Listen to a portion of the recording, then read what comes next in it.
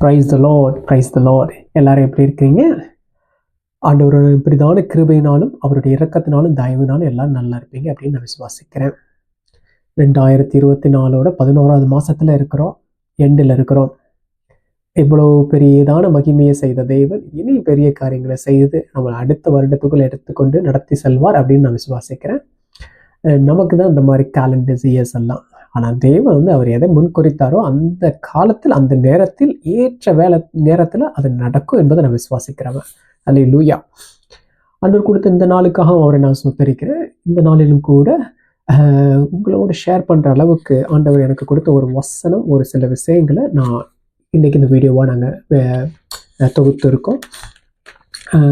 ஒரு ஆதார வசனமாக ஒரு வசனத்தை எடுத்து பார்த்துட்டு நம்ம தொடர்ந்து அப்படியே போகலாம், பயணிக்கலாம். அல்லேலூயா. யாக்கோபு எழுதின நிருபம் 2வது அதிகாரம் 17வது வசனம் நான் வாசிக்கிறேன். யாக்கோபு எழுதின நிருபம் 2வது அதிகாரம் 17வது வசனம். அப்படியே விசுவாசமும் கிரியைகள் இல்லாதிருந்தால் தன்னில் தானே செத்ததாக இருக்கும். திருப்பி வாசிக்கிறேன். அப்படியே விசுவாசமும் கிரியைகள் இல்லாதிருந்தால் தன்னிலே தானே செத்ததாக இருக்கும். In English அழகாக போட்டிருக்கு, so also faith by itself, if it does not have works, is dead. So கிரியை இல்லாத விசுவாசம் செத்தது அப்படின்னு சொல்லி யாக்கோபு எழுதி வச்சிருக்கிறாரு. இதில் யாக்கோபு 2வது அதிகாரம் 17வதுல நம்ம வாசிக்கிறோம். இந்த வசனத்துக்கு இது மூலமாக தான் ஆண்டவர் என்னோடு பேசினார். இதுக்கு கடந்து செல்வதற்கு முன்பாக ஒரு ஃபவுண்டேஷன், சில விஷயங்களை நம்ம பார்த்துட்டு அதுக்கு நேரம் அப்படியே கடந்து போகலாம். இன்றைக்கி ஆண்டவரோட கிரியேஷனில் பார்த்தீங்கன்னா, ஆண்டவரோட படைப்பில் எல்லாமே ரெண்டு விதமாக தான் இருக்கும். நம்ம வாழ்க்கையில் மாறி மாறி வந்துக்கிட்டே இருக்கும். இரவு பகல், இன்பம் துன்பம். நம்முடைய சர்வ வல்லமை உள்ள ஆண்டவரோட கிரியேஷனில் எல்லாமே ரெண்டாக நம்மளுடைய வாழ்க்கையில் மாறி வர்ற மாதிரி அவர் கிரியேட் பண்ணியிருக்கிறார். இரவு பகல், இன்பம் துன்பம், இந்த மாதிரி ரெண்டு வரும். ஆனால் ஸ்பிரிச்சுவல் விஷயத்தில், ஆவிக்குரிய விஷயத்தில் பார்த்தா ஒன்று தான். அதில் 2 இருக்க சான்சஸ் கம்மி இருக்காது. விசுவாசம் தான், பரிசுத்தம் தான், நீதிமான் தான். இதுக்கு ஆல்டர்னேட்டிவாக, இதுக்கு இன்னொரு பதமாக சொல்லணும் அப்படின்னா அது வேற. இது மாறி நம்ம வாழ்க்கையில் வரக்கூடாது. ஒன்று நம்ம விசுவாசிக்கணும், இல்லை விசுவாசிகள் கூட்டத்தில் இருக்கணும், இல்லை அவிசுவாசிகள் கூட்டத்தில் இருக்கணும். நீதிமான் ஆக்கப்பட்டாச்சுன்னா நீதிமானுக்குரிய கிரியைகளை செய்யணும், நீதிமான வாழணும். பரிசுத்தவான்கள் அழைக்கப்பட்ட நம்ம பரிசுத்தமாக்குதலுக்குரிய காரியங்களை தான் மேன்மை பாராட்டன்மை ஒழிய அதுக்கு கீழே இருக்கக்கூடிய தாழ்வான காரியங்களை நம்மளை ஈடுபடுத்தக்கூடாது. இது உலகத்துக்கும் நமக்கும் ஆவிக்குரிய வாழ்க்கையிலும் ஆண்டவருடைய கிரியேஷன் உள்ள வித்தியாசம். உலகத்தில் இரவு பகல் மாறி வரலாம், இன்பம் துன்பம் மாறி வரலாம். இது நம்ம பார்க்குறது, அன்றாட வாழ்க்கையில் நம்ம பார்க்குறது. ஆனால் ஆவிக்குரிய வாழ்க்கையில் நம்ம ஆயிட்டோம் அப்படின்னா ஒரே நிலைமை தான்.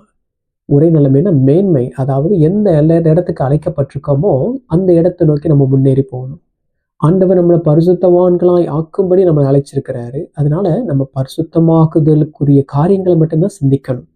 அதை விட்டுட்டு அதுக்கு எகென்ஸ்ட் இருக்க காரியங்களில் ஈடுபடுறது ஆண்டவருடைய சித்தமாக இருக்காது, ஆண்டவருடைய விருப்பமாக இருக்காது. அல்லேலூயா, அல்லேலூயா. புரியுதா? ஸோ நம்ம ஆண்டவர் பார்த்தா ஒரு ஆச்சரியமான காரியங்களை செய்கிறவர். எப்படி சொல்கிறீங்க பிரதர்?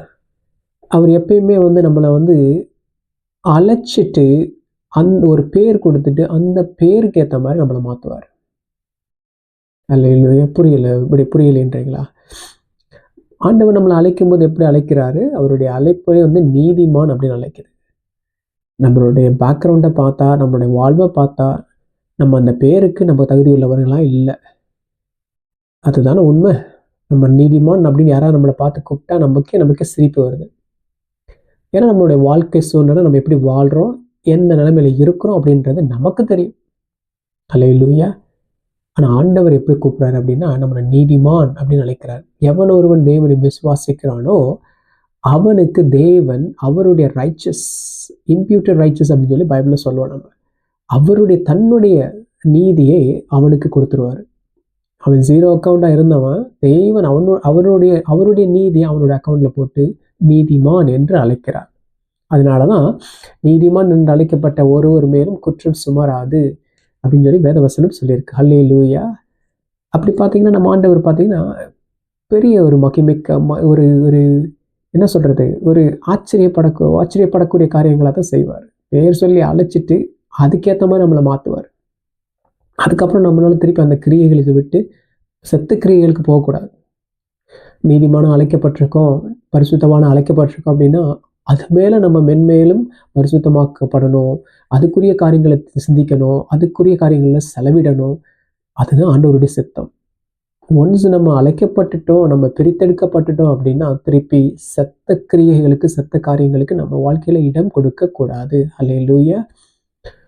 இன்னொரு ஆச்சரியமான காரியம் என்ன அப்படின்னா, ஆண்டவர் ஒரு விஷயத்தை நமக்கு சொல்லிட்டார் அப்படின்னா அது நம்ம வாழ்க்கையில் எப்போ நடக்கும் அப்படின்றது அவருக்கு மட்டும்தான் தெரியும், இல்லையா? ஹல்லேலூயா. விசுவாசிக்கிறீங்களா? ஆபிரகாமுக்கு கூப்பிட்டு, ஆபிரகாமே இதோ வெளியில் வந்து பார், வானத்தை அண்ணாந்து பார், என்ன பார்க்குற? நட்சத்திரங்கள் பார்க்குற, இந்த நட்சத்திரங்கள் என்ன கூடுமா அப்படின்னு கேட்குறாரு. கூடாது அப்படின்னு இந்த மாதிரி திரளாய் உன்னுடைய சந்ததி பெருகும் அப்படின்னு சொல்கிறாரு. கடல் மணலை பார், இது என்ன கூடுமா அப்படின்னு சொல்லி கேட்குறாரு ஆபிரகாம்கிட்ட. முடியாது, இந்த மாதிரி திரளான மணல் கூட்டம் போல உங்களுடைய சந்ததி இருக்கும் அப்படின்னு சொல்லிட்டு. ஆனால் ஆபிரகாமோட நிலைமை என்ன? ஒரு குழந்தை பேக்கிறதுக்கே வழி இல்லாமல் தன் வாழ்க்கையில் அடுத்து இந்த நல்ல காரியம் எப்போ நடக்கும் அப்படின்னு சொல்லி விசுவாசத்தில் ஓடிட்டு இருக்க ஆபிரகாமை பார்த்து ஆண்டவர் சொல்கிறது, இந்த வானத்து நட்சத்திரங்களைப் போல உன்னுடைய சந்ததி பூமியின் தூளை போல விளங்கும் அப்படின்னு சொல்கிறாரு. சூழ்நிலைக்கும் அவர் சொல்கிற வாக்கு தத்தத்துக்கும் சம்மந்தம் இல்லை. ஹல்லேலூயா. இன்னைக்கு நம்மளுடைய வாழ்க்கையில் அதுதான் மோஸ்ட் ஆஃப் த டைம் ஆண்டவர் கொடுத்த வாக்கு தத்தத்தை கொடுத்துருவாரு, அதை நோக்கி நம்ம பயணம் பண்ணணும். We have to start our journey towards the promise. அந்த வாக்குத்தத்தத்தை நோக்கி நம்ம நடக்கணும். நடக்க தான் அந்த ப்ராமிஸை நம்ம சுதந்திரிக்க முடியும். அதுதான் ஆபிரகாம் செஞ்சார். ஆண்டவர் சொல்லிட்டாரு அப்படின்னு சொல்லிட்டு அமைதியாக உட்காரல.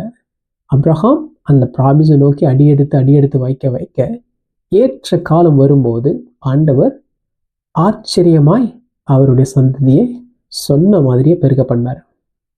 இன்னைக்கு மூச்சுக்கு 300 தடவை எந்த இடத்துக்கு போனாலும் இன்னைக்கு ஆபிரகாம் இன்னைக்கு நம்ம எல்லா ஆவிக்குரிய ஆபிரகாமின் சந்ததின்னு தான் அழைக்கப்படுறோம். யோசேப்பு எடுத்துக்கோங்க. யோசேப்போட வாழ்க்கையில சொப்பனத்தை ஆண்டவர் கொடுத்துட்டார். கொடுத்த உடனே அடுத்த நாளேவோ அடுத்த மாசமோ அடுத்த வருஷமோ அவனோட வாழ்க்கையில அந்த சொப்பனம் நிறைவேறலை. அதுக்காக போராட வேண்டியிருந்துச்சு.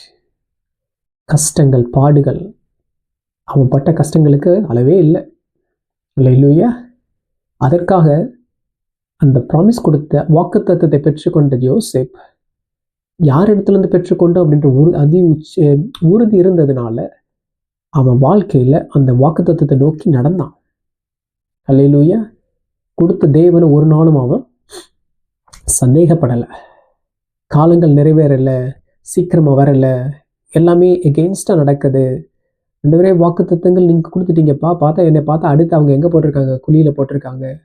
குழியில் போட்ட யோசிக்கிறப்ப ஆண்டவரே, என்ன ஆண்டவரே, என்னை எல்லாரும் பணிவாங்க, உயர்த்தி வச்சு மகிழ்வீங்கன்னு சொன்னீங்களே, இப்போ என் நிலைமையை பாருங்க, குழியில் கிடக்கிறேன். அழுகலை, பைபிள் எங்கேயுமே போடலை. அப்படி அவன் அந்த வாக்குத்தத்தத்தை பிடிச்சு கொண்டான். என் தேவன் எனக்கு வாக்கு கொடுத்துருக்கிறார், அதை நான் பிடித்து கொண்டு பற்றி கொண்டு நடப்பேன், அதை சுதந்திரிப்பேன் அப்படின்னு. அப்படி விசுவாசத்தில் நடந்தவங்க தான். அதுதான் நம்ம பார்த்தோம். யாக்கோப்ல என்ன சொன்னாரு? கிரியை இல்லாத விசுவாசம் செத்தது. அவர் மேல நம்பிக்கை மட்டும் இருந்தால் பத்தாது, அதை ஆக்ஷன்லேயும் காட்டணும். We have to do something for God. We have to start walking towards the promise. அதை பெற்றுக்கொள்கிற வரையிலும் நம்ம வாழ்க்கையில் என்ன வந்தாலும் அதை நம்ம அந்த வாக்குத்தத்தத்துக்கு நம்ம லைட்டை எண்ணிடக்கூடாது. சூழ்நிலை சாதகமாக இல்லையப்பா, இன்னைக்கு நான் அடிமையாக இருக்கேனப்பா. அவன் வாக்குத்தத்தம் பெறும்போது யாக்கோபோட பிள்ளையா கானான்ல இருக்கான். ஆனால் அடுத்த அடிமையாக கொண்டு போடுறான் எகிப்துக்கு. என்ன ஆண்டவரே கான்ட்ராஸ்டாக இருக்கே, நீங்கள் சொன்னதுக்கு இதுக்கு சம்மந்தம் இல்லையே அப்படின்னு அவன் கேட்கல. ஆனால் வேதம் சொன்னது தேவன் அவனோடு இருந்தார் அப்படின்னு சொல்லி தான் வேதவசனம் சொல்லுது. உங்கள் மேலே வாக்குத்தத்தம் வந்துருச்சா, உங்கள் மேலே ப்ராமிஸ் இருக்கா, தேவன் அதை நிறைவேற்ற வல்லமை உள்ளவராக இருக்கிறார். நீங்கள் கண்ணை மூடிட்டு அவரோட கையை பிடிச்சு நடக்க ஆரம்பிச்சிடணும். அல்லேலூயா, அல்லேலூயா. ஐ ஹோப் உங்களை நான் என்கரேஜ் பண்ண விரும்புகிறேன். எல்லாரும் எங்கள் வாழ்க்கையில், என் வாழ்க்கையில் அதான் நடந்துச்சு. வாக்குத்தத்தம் கொடுத்துட்டு அது உடனே நிறைவேறலை.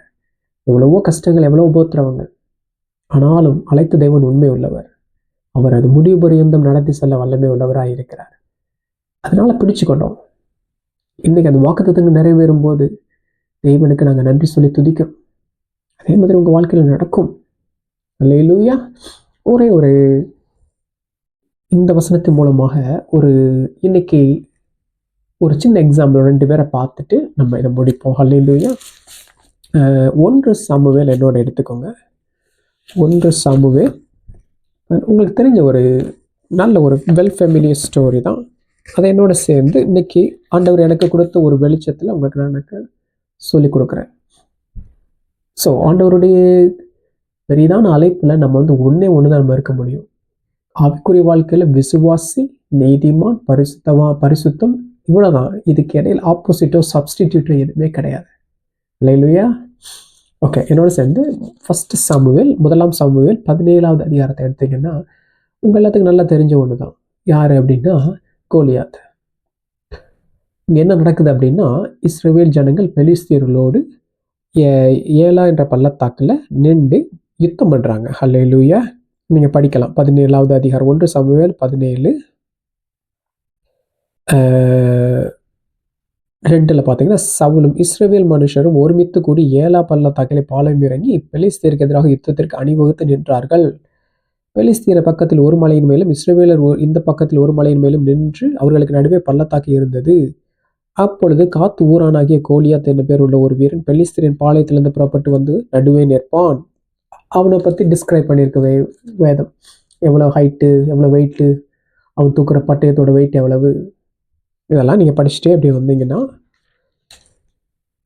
அப்போது பின்னாடியே பார்த்துக்கிட்டு அப்படியே வந்தீங்கன்னா, தாவீது நம்ம 12 பார்த்தீங்கன்னா, தாவீது என்பவன் யூதாவில் உள்ள பெத்லகேம் ஊரானாகிய ஈசாய் என்னும் பேருள்ள எப்பிராத்திய மனுஷனுடைய குமாரனாக இருந்தான். ஈசாயிக்கு 8 குமாரர் இருந்தார்கள் அப்படின்னு சொல்லிட்டு தாவீதை பற்றி சொல்லிட்டு, இப்போ தாவீது தன்னுடைய சகோதரர்களை பார்க்க அந்த யுத்த களத்துக்கு வருகிறார்.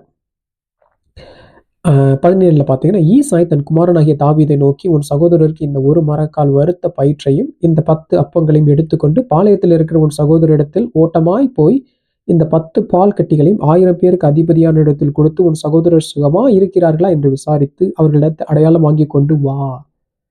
இது அவங்க அப்பா அவனுக்கு கொடுக்குற ஒரு மிஷன், ஒரு சின்ன வேலை. இந்த சாப்பாடுலாம் எடுத்துகிட்டு போய் போரில் யுத்த களத்தில் இருக்கிற உன்னுடைய சகோதரர்களுக்கு இதை கொடுத்துட்டு 1000க்கு அதிபதி அப்படிதான் சொல்லுவாங்க அந்த காலத்தில். அப்போ அவங்ககிட்ட ஒரு அடையாளமாக, நீ கொடுத்ததுக்கு ஒரு அடையாளமாக ஏதாவது ஒரு அடையாளத்தை வாங்கிட்டு வா அப்படின்னு சொல்லிட்டு போகிறார். அப்போ தாவீது எழுந்து போகிறாரு. அங்கே போயிட்டு கீழே பார்த்தீங்கன்னா 23 அவன் இவர்களோட பேசி கொண்டிருக்கையில் அப்போ அங்கே போயிட்டாரு. இதோ காத் ஊரானாகிய கோலியாத் என்னும் பேருள்ள அந்த மனுஷன், அந்த பெலிஸ்திய வீரன் பெலிஸ்தியரின் சேனையிலிருந்து எழும்பி வந்து முன் சொன்ன வார்த்தைகளே சொன்னான். அதை தாவீது கேட்டான்.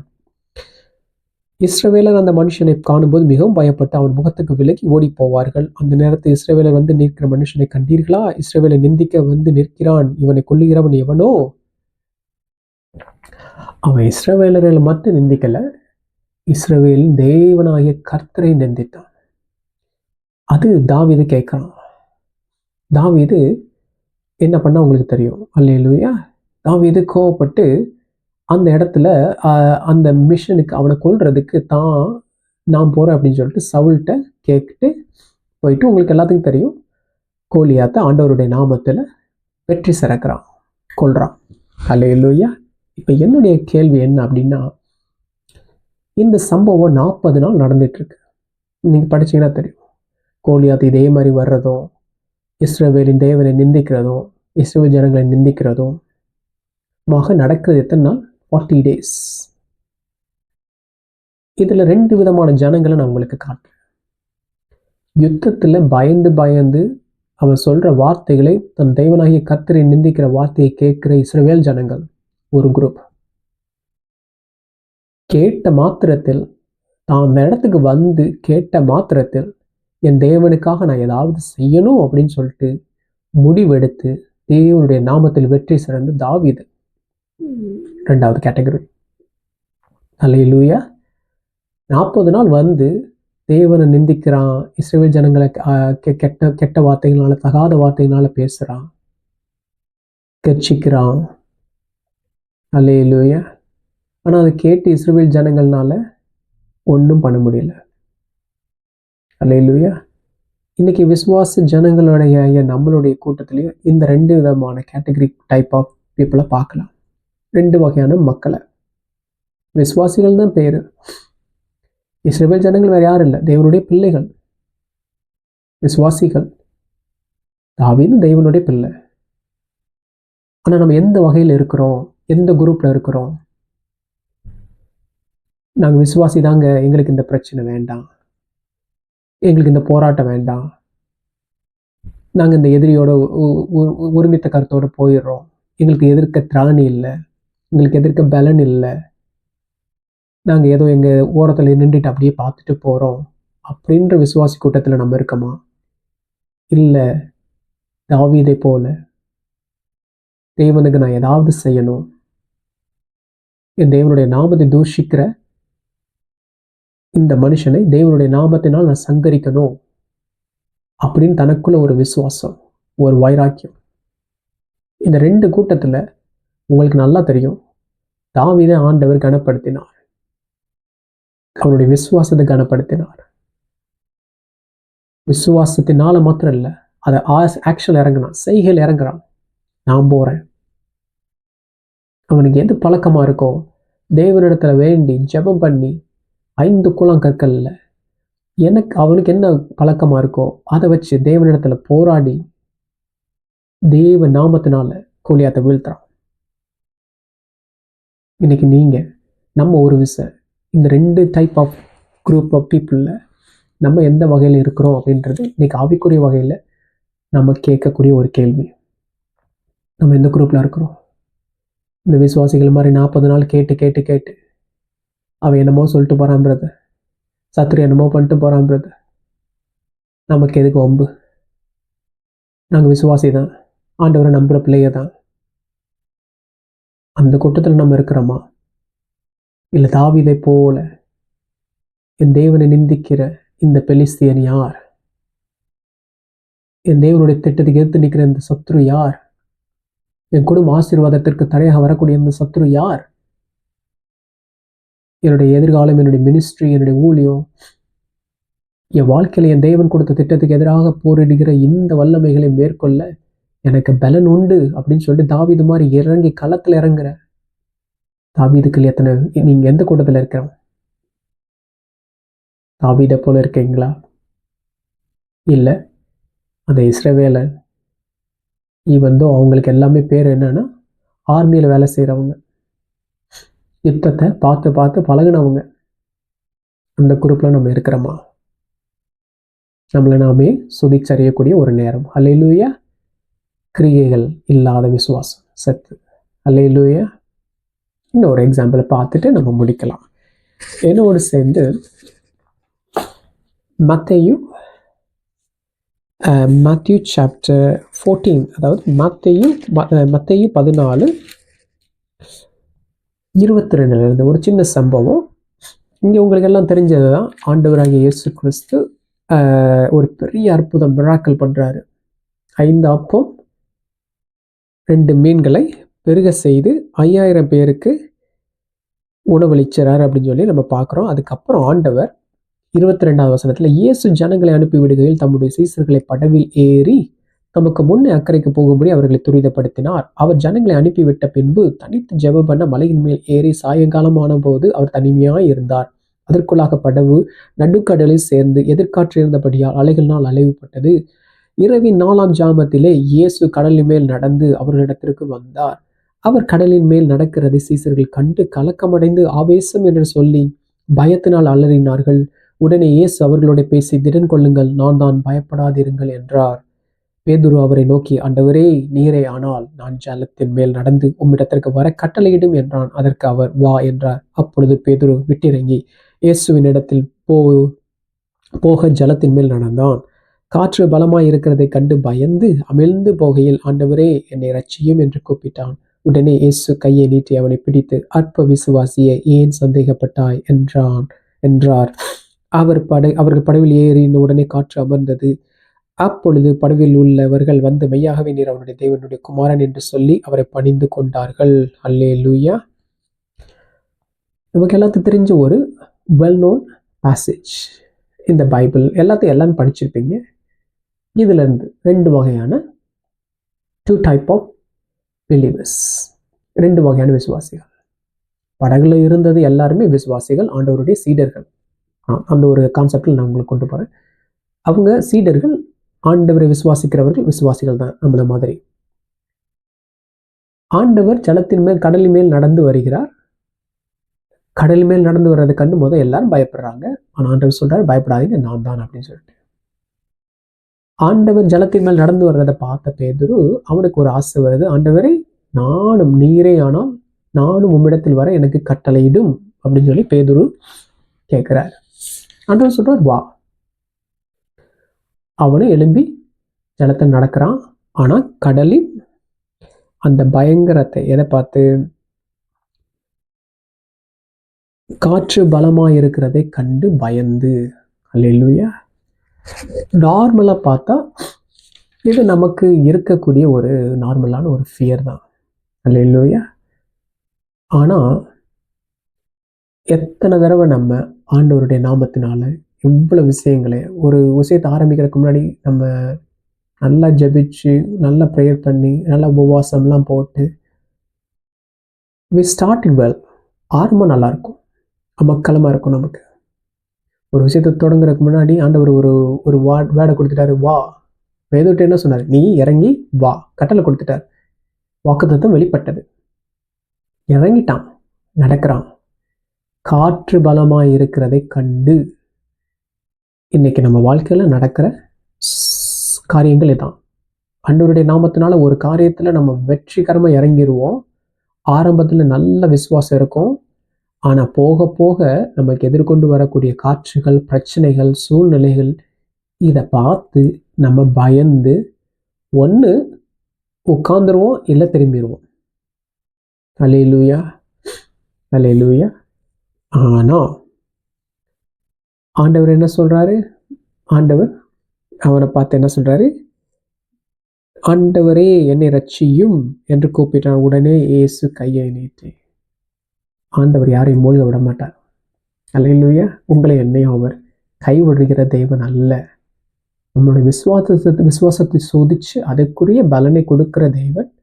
நம்மளுடைய விசுவாசம் குறைபடும் போது அழகாக அவர் கையை கொடுத்து தூக்கி விடுகிற தேவன். தைரியமா போகலாம். ஸோ இங்கே பார்த்தீங்கன்னா 2 விதமான கூட்டம். எல்லாரும் சீடர்கள் தான், எல்லாரும் விசுவாசிகள் தான். ஆண்டவரை நம்பி நான் இறங்குவேன், நான் நடப்பேன் அப்படின்னு சொல்லி இறங்கின பேதுரு. மிச்ச 11 பேருக்கு அது தோணலை. நமக்கு எதுக்கடா வம்பு? அற்புதத்தை பார்த்தோமா, ஆண்டவரை விசுவாசமா, கூட்டத்துக்கு வந்தோமா, கைத்தட்டினோமா, போனோமா அப்படின்ற ஒரு கூட்டம். Faith without action. ஏதோ கம்ஃபர்டபுளாக இருக்கும். படகு போகுது, ஆண்டவர் வந்தார், அமர்த்திட்டாரு, ஓகே லெட்ஸ் மூவ் ஃபார்வர்ட், அவ்வளோதான். ஆனால் நான் ஆண்டவர் நடக்கிறாரு அப்படின்னா அவர் மாதிரி நான் நடக்க ஆசைப்படுறேன் அப்படின்னு சொல்லிட்டு தன்னுடைய விசுவாசத்தை இன்னும் அதிகப்படுத்துகிறார் பேதுரு. தேவன் செய்ய முடியும் அப்படின்னா, தேவன் நீரே ஆனால், தேவகுமாரனே ஆனால் கட்டளையிடும். என் வாழ்க்கையில் நான் இதை செய்ய எனக்கு கட்டளை கொடுங்கப்பா. இந்த காரியத்தில் வெற்றி அடைய எனக்கு கட்டளை கொடுங்கப்பா. இந்த கடல் மேல் நானும் நடக்க எனக்கு கட்டளை கொடுங்கப்பா. ஆண்டவர் கொடுத்தார். ஸோ பேதுரு ஒரு ரகம், மற்ற சீடர்கள் 11 பேரும் ஒரு ரகம். இன்னைக்கு நம்ம விசுவாசத்தில் இந்த 2 குரூப்போடு வச்சு கம்பேர் பண்ணி பார்த்தா நம்ம எந்த வகையில் இருக்கிறோம்? பேதுரு மாதிரி ஆண்டவருக்காக இறங்கி கடலில் இறங்கி நடக்க ஆயத்தமாக இருக்கிறோமா? இல்லை 11 விசுவாசிகள் மாதிரி எங்களுக்கு இருக்கிறது போதும் பிரதர், ஆண்டவர் நடத்துகிற வழிகள் நடத்தட்டும், அவர் கூட்டு போகிற வரலும் கூட்டு போகட்டும், எங்கள் விசுவாசம் ஓடுற வரலும் ஓடட்டும் அப்படின்ற கூட்டத்தில் நம்ம இருக்கிறோமா? ஆண்டவருக்காக விசுவாசத்தினால் அடியெடுத்து வைத்த பேதுருவை ஆண்டவர் கனப்படுத்தினார். இன்னைக்கு தண்ணீர் மேல நடந்த ரெண்டு பேர், ஒன்று இயேசு கிறிஸ்து, இரண்டாவது பேதுரு. அவ்வளவுதான். அல்லேலூயா. அப்படிப்பட்ட உன்னத ஸ்தானத்துக்கு, அப்படிப்பட்ட ஒரு பேருக்கு ஆண்டவர் பேதுருவோட விசுவாசத்தை கனப்படுத்தினார். அல்லேலூயா. I want to finish with hope. ஏன்னா இயேசு கிறிஸ்துனாலே நம்பிக்கை. அவர் தான் விசுவாசத்தின் துவக்கமும் முடிவுமா இருக்கிறார். அதனால இன்னைக்கு நமக்கு ஒரு எக்ஸாமினேஷன், செல்ஃப் எக்ஸாமினேஷன் சொல்லுவோம். நம்ம ஒவ்வொரு திருவிருந்துக்கு முன்னாடியும் நம்மளை சுய பரிசோதனை செய்து கொள்றது மாதிரி இன்னைக்கு நம்மளுடைய விசுவாசத்தை ஒரு சுய பரிசோதனை செய்து கொள்வோம். எந்த வகையில் நம்ம இருக்கிறோம், எந்த இடத்துல இருக்கிறோம் நம்ம விசுவாசம். நம்ம பார்த்த இந்த 2 குரூப், தாவீதோட கோலியாத்த, அந்த நார்மல் இஸ்ரவேலரா ஆர்மின்ற பேரில் உடையெல்லாம் போட்டுட்டு, அங்கே ஆயுதங்கள், வெப்பன்ஸ் எல்லாமே, ஷீல்டு எல்லாம் கையில் பிடிச்சிட்டு, சும்மா பேருக்கு நான் விசுவாசி அப்படின்றது அந்த குரூப்பில் இருக்கேன்னா என்கிட்ட எதுவுமே இல்லை, ஆனால் ஆண்டவர் கொடுத்த விசுவாசம் என்கிட்ட இருக்குது, ஆண்டவருடைய நாமத்தை நான் பிடிச்சி இதில் ஜெயிச்சிருவேன் அப்படின்னு சொல்லி போராடி ஜெயிச்ச தாவீது, அந்த கூட்டத்தில் நம்ம இருக்கிறோமா? எனக்கு வேண்டாம் பிரதர், கடலில் நடக்கணும், பெரிய காரியங்கள் ஆண்டவருக்காக பண்ணணும் அப்படியெல்லாம் எங்கள் வாழ்க்கையில் ஒரு பெரிய இதெல்லாம் கிடையாது. ஏதோ ஆண்டவர் நடத்துகிறவங்க நடத்தட்டும் அப்படின்ட்டு உட்காந்து சும்மா இருக்கிற அந்த 11 விசுவாசிகள் மாதிரி இருக்க போகிறோமா? இல்லை, என் தெய்வனுக்காக நான் ஏதாவது செய்து சாதிக்கணும் அப்படின்னு தன்னுடைய பேரை இந்த புத்தகத்தில் தண்ணீர் மேல் கடல் மேல் நடந்த 2வது மனிதனா தன்னை பதிவு செய்து கொண்ட பேதுரு போல நம்மளுடைய விசுவாசம் வளரப்போகுதா? அல்லேலூயா. தெய்வம் தாமே நம்மளுடைய விசுவாசத்தை அதிகரிக்க செய்வாராக. அல்லேலூயா. உங்களுக்கு இந்த மெசேஜ் யூஸ்ஃபுல்லாக இருந்திருக்கும் நாங்கள் நம்புகிறோம். தேவனுடைய மேலான கிருபையினால இதை வெளியிட இந்த மெசேஜை ரெக்கார்ட் பண்ண எங்களுக்கு கொடுத்த தேவனுக்கு நான் சோத்தரிக்கிறேன், துதிக்கிறேன். உங்களோடு சேர்ந்து ஒரு சின்ன ஜெபத்தை ஏறெடுத்து நம்ம இந்த மெசேஜை முடிவு பண்ணுவோம். அல்லேலூயா. எங்களை நேசிக்கிற எங்கள் அன்பின் பரலோக பிதாவே, ராஜா, உம்முடைய இனிதான நாமம் ஒன்றை மகிமைப்படுவதாக. நீர் ஆண்டவரே அப்பா விசுவாசத்தின் துவக்கமும் முடிவுமா இருக்கிறீரப்பா. எங்களுக்கு என்ன குறை, நாங்கள் எந்த இடத்துல மேலே வரணும் அப்படின்பதை அறிந்த தேவன் நீர் ராஜா. இன்னைக்கு எங்களோடு சேர்ந்து ஜெபிக்கிற ஒவ்வொருவரும் இன்னைக்கு ஏதாவது ஒரு விஷயத்துல அவங்களுடைய பாதையில ஓட்டத்துல ஸ்டக்கா இருப்பாங்கன்னா, இயேசு கிறிஸ்துவின் இனிதான நாமத்தை நாங்கள் ஜெபிக்கும் போது அவருடைய எல்லா பாடுகளும் எல்லா பிரச்சனைகளும் மறையட்டும் என்று நாங்கள் கட்டளையிட்டு ஜெபிக்கிறோம்ப்பா. எல்லா ஆண்டவரே உபத்திரங்களை உண்டாக்கக்கூடிய எல்லா அசுத்தத்தின் கிரியைகளை நீக்கி ஜெபிக்கிறோம்ப்பா. அவர்களுக்குள்ள ஒரு புத்துணர்ச்சி, அவர்களுக்குள்ள ஒரு புதிய ஓட்டம். ஆண்டவரே, இந்த 2024 கடைசி 11ஆம் மாசத்து கடைசியில் வந்திருக்கிறோம்ப்பா. அடுத்த வருஷத்துக்குள்ள ஆண்டவரே இன்னும் விசுவாசத்தில் ஆண்டவரே துளிர் விடக்கூடியவர்களாய், தேவனுக்காக ஏதாவது பக்தி வைராக்கியத்தில் செய்து சாதிக்கிறவர்களாய் மாறட்டும் என்று நாங்கள் ஜெபிக்கிறோம், ஆசீர்வதிக்கிறோம். எல்லா துதிக்க நமக்குமே ஒருவருக்கு மீட்பரட்சமான இயேசுவின் நாமத்தில் பிதாவே, ஆமேன், ஆமேன். God bless you. God bless you.